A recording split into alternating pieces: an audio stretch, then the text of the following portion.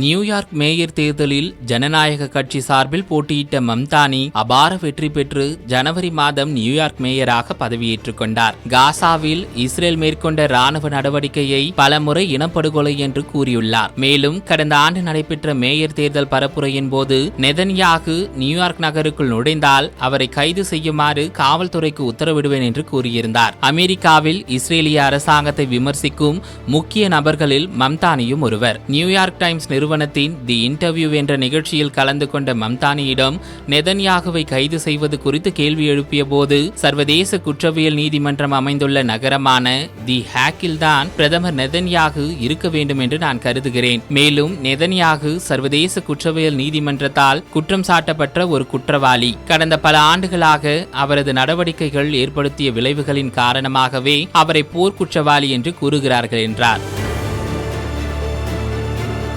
நாம் பெஞ்சமின் நெதன்யாகுவை பற்றி தனிப்பட்ட மதிப்பீட்டை பற்றி பேசவில்லை. சர்வதேச குற்றவியல் நீதிமன்றம் அவரை கைது செய்வதற்கான பிடிவாரண்டை பிறப்பித்திருப்பது பற்றியே பேசுகிறோம். ஒரு குற்றச்சாட்டாக அதற்குள்ள முக்கியத்துவத்தை பற்றி பேசுவது அவசியம் என்று நான் கருதுகிறேன். ஐக்கிய நாடுகள் பொது சபையின் 81வது கூட்டத்தொடருக்காக இஸ்ரேலிய பிரதமர் பெஞ்சமின் நெதன்யாகு 2026 செப்டம்பரில் நியூயார்க் நகருக்கு வருகை தந்தால் அவரை கைது செய்வது குறித்து தங்கள் நிர்வாகம் இன்னும் பரிசீலித்து வருகிறது என்றார். தனது கட்டுப்பாட்டில் உள்ள நியூயார்க் காவல்துறையினரை கொண்டு ஒரு வெளிநாட்டு தலைவரை கைது செய்ய உத்தரவிடும் சட்டப்பூர்வ அதிகாரம் தனக்கு உள்ளதா என்பது குறித்து தனக்கு உறுதியாக தெரியவில்லை என்பதையும் அவர் ஒப்புக்கொண்டார்.